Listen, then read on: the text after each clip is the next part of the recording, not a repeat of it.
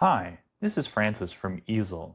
Today we're going to be talking about true to size or true to scale 3D STL file imports. And we're just going to kind of go through it really quick and show what it looks like. So here I'll click on project and then import 3D STL file.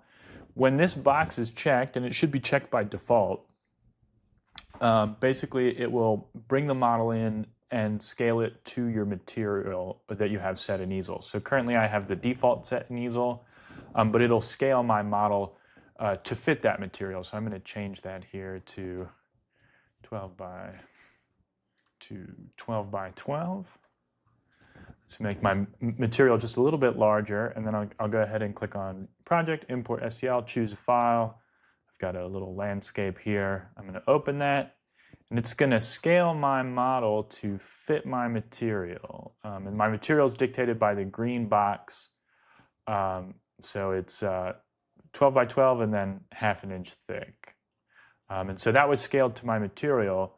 If I click here to a new project and then go to project and import 3D STL and check that, I'm going to choose my file then, open it.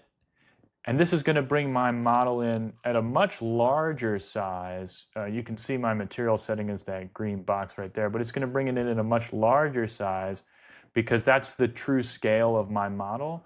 It also assumes that your model is the measurement that your model was made in is the same as the inches and millimeters setting. So if you have inches set and you import it, it's going to assume that the unit of measurement that it was saved under when it was saved as an STL file is inches as well. So that's something to keep in mind. But you can import your models true to scale in Easel, and it'll upload, at exactly the size that it was saved at, or you can have it default to your material size. One thing to note about that is you'll want to make sure that your material size is set before you upload your 3D STL file so that you don't have to worry about changing that after the fact.